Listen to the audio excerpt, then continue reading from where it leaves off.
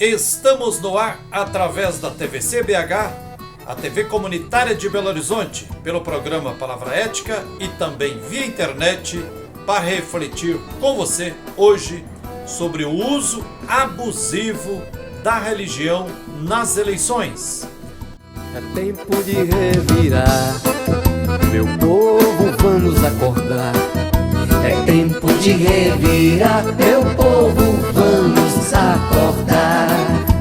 As eleições no Brasil em outubro de 2022 coincidem com os 100 anos da irrupção do fascismo no mundo, especialmente na Itália, iniciada com a Marcha sobre Roma, dia 28 de outubro de 1922, sob a liderança do ditador fascista Benito Mussolini, que nasceu em 1883 e morreu em 1945.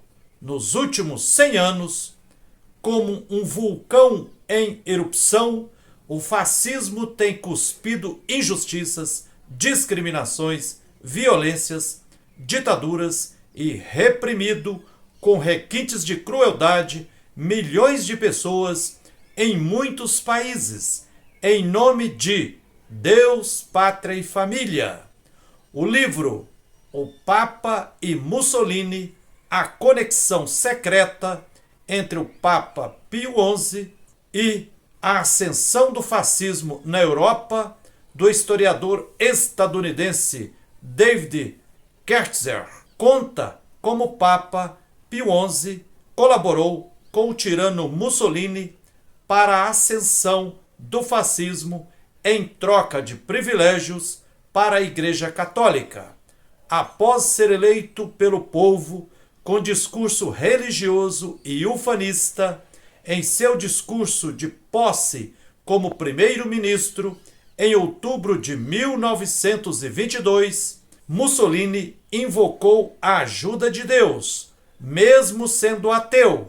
Fez discurso religioso afirmando que Roma era o lar espiritual dos católicos de todo o mundo e que o fascismo ajudaria a promover os valores cristãos na sociedade italiana.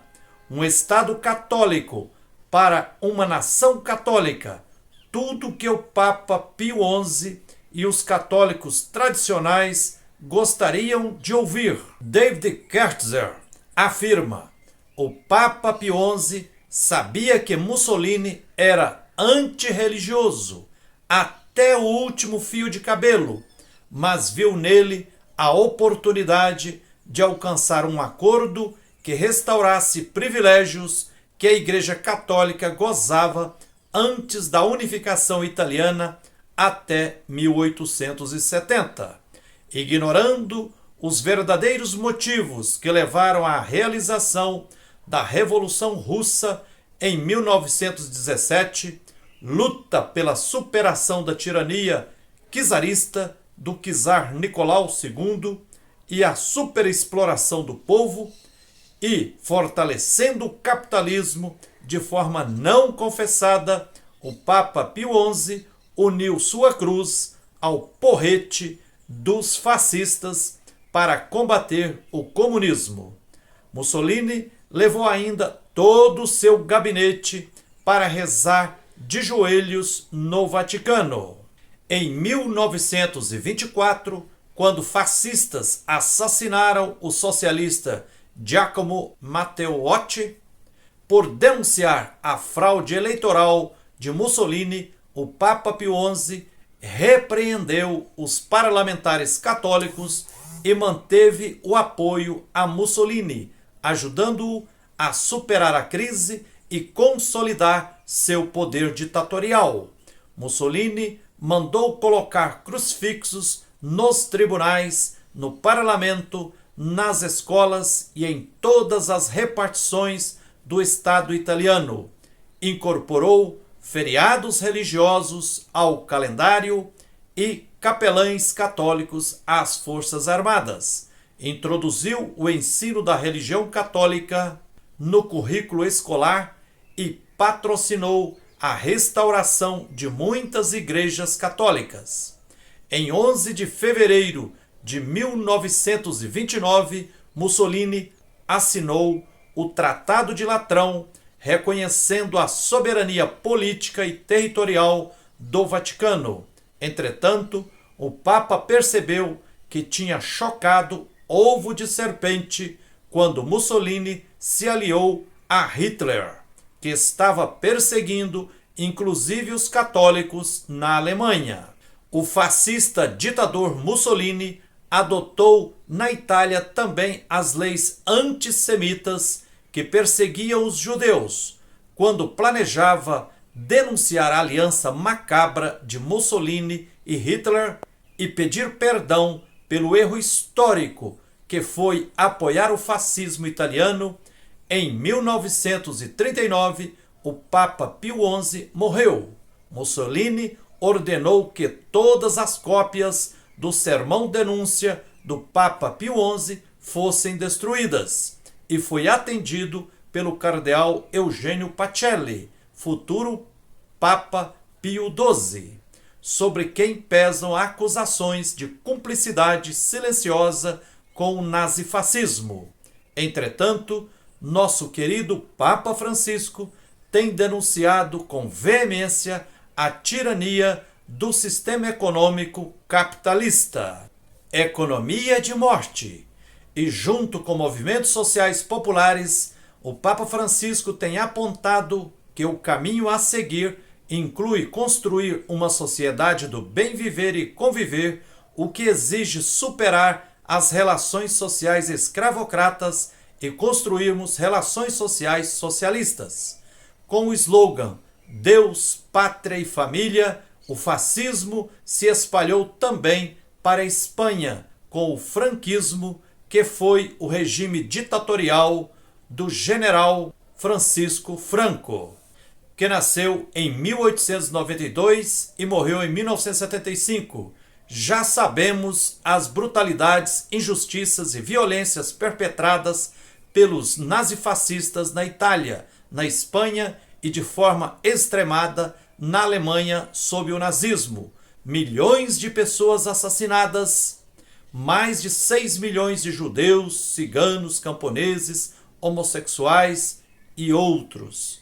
Em nome de raça pura, pensamento único, uniformização da sociedade a partir dos que estão no poder, tiranizando a maioria do povo e tecendo relações sociais escravocratas. Ultimamente, vimos as atrocidades que o fascista Trump causou nos Estados Unidos e em muitos outros países do mundo. Alguns países atualmente padecem as agruras do fascismo, entre eles a Turquia e o Brasil. A grave crise pela qual passa a Itália levou à ascensão do neofascismo no parlamento italiano, com as mesmas hipócritas bandeiras de Deus, pátria, família, bons costumes, nacionalismo, xenófobo, meritocracia, privatização de bens e serviços públicos, até ao absurdo de afirmar que vai fechar o país e não permitirá a entrada de imigrantes. Importa ressaltar que onde há capitalismo, há potencial para descambar para o horror que é o fascismo. Quem não consegue denunciar as brutalidades do capitalismo não tem moral para denunciar o fascismo, pois capitalismo é o celeiro onde se gera o fascismo. Logo, para impedirmos ou interrompermos projeto de poder fascista, precisamos superar as relações sociais capitalistas que são, em última análise, as geradoras do fascismo. Temos que recordar para não repetir. Política com P maiúsculo é arte e ciência de luta pelo bem comum, luta por direitos em uma sociedade capitalista escravocrata. O sentido mais profundo de religião é nos religar com Deus, o mistério infinito de amor que nos envolve, nos religar com o próximo e com todas as criaturas que compõem a comunidade de vida na nossa única casa comum, o planeta Terra. Nesse sentido, nosso Deus não é um Deus neutro, omisso e nem cúmplice diante das injustiças. A Bíblia respira profecia de ponta a ponta, do Gênesis ao Apocalipse. Na experiência fundante dos povos da Bíblia, escravizados, estão as parteiras do Egito fazendo rebelião, desobediência civil, política e religiosa diante de um decreto-lei do faraó que mandava fazer controle de natalidade, matando ao nascer as crianças do sexo masculino. Diante de uma política de morte, as parteiras se rebelaram e o Deus solidário e libertador ficou feliz com a posição das parteiras. Assim, iniciou o processo de libertação dos povos escravizados debaixo do imperialismo dos faraós no Egito. Os 4 evangelhos da Bíblia narram Jesus expulsando os vendilhões do templo. Foi com rebelião religiosa, política e econômica que se iniciaram os processos de libertação dos povos da Bíblia. As pessoas religiosas são convidadas a serem luz nas trevas, fermento na massa e sal na comida, para construirmos uma sociedade justa economicamente, solidária socialmente, sustentável ecologicamente e respeitosa diante da imensa diversidade cultural e religiosa. Portanto, usar a religião para se promover politicamente e para se enriquecer não é justo, é traição à aliança com o Deus da vida e negação do Evangelho de Jesus Cristo. Lamentavelmente, existe no Brasil atualmente muitos políticos, padres, pastores, líderes religiosos, enfim, que usam e abusam do nome de Deus, citando fora de contexto versículos bíblicos e usando a fé das pessoas para se beneficiar politicamente e enriquecer-se. Isso não é justo, não é ético, é idolatria. Ultimamente, eleição após eleição, está crescendo o número de pastores eleitos para cargos políticos. Isto não tem melhorado a vida do povo.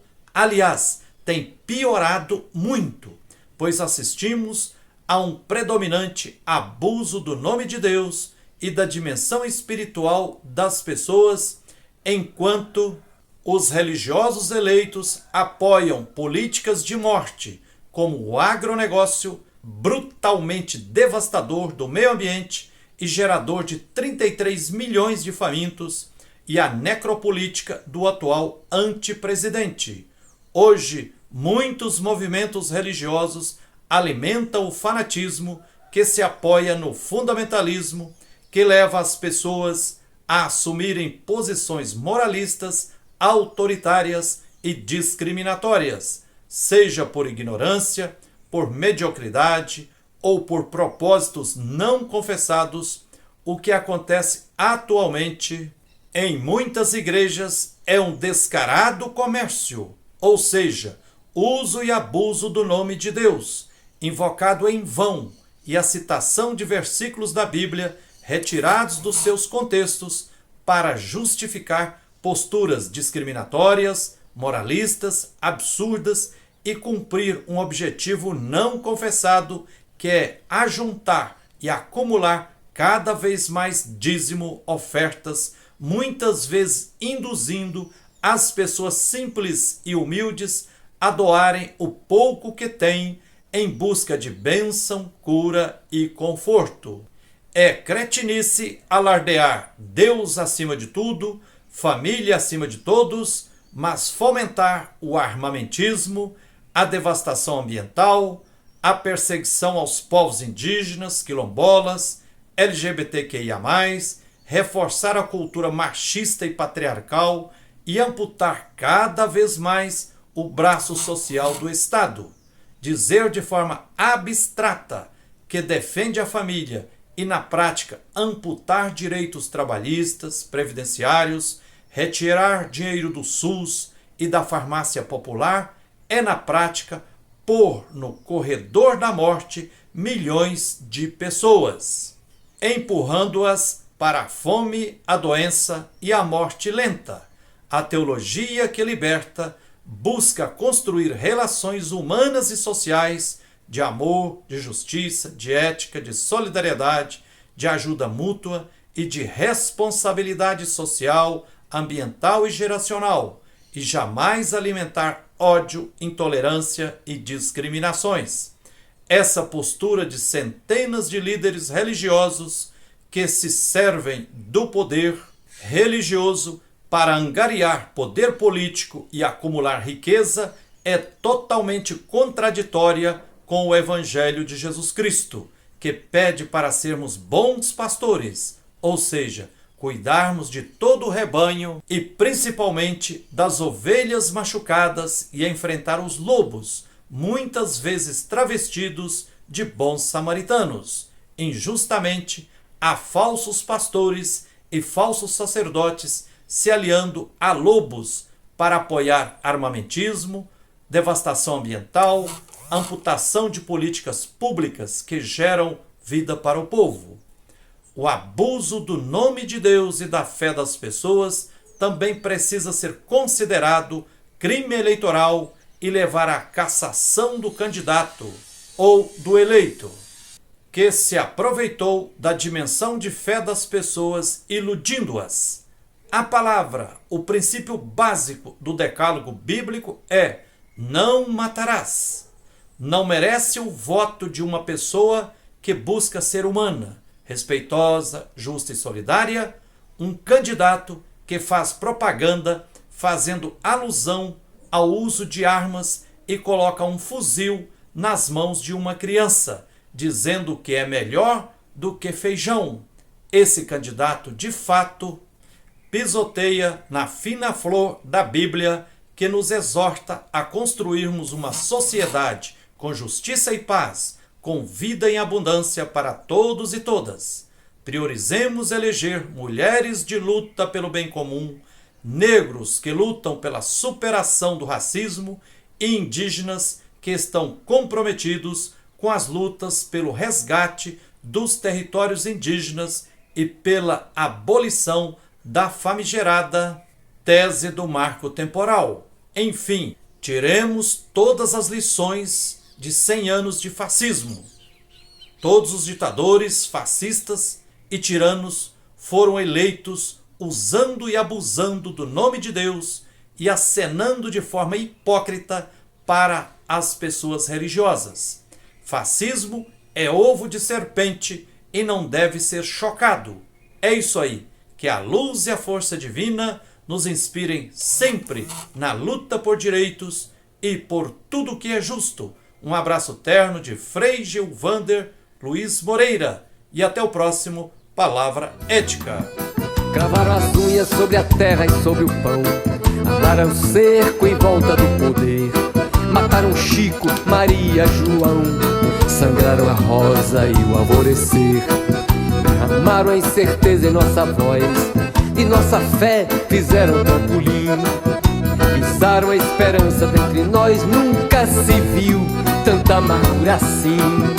É tempo de revirar, meu povo, vamos acordar.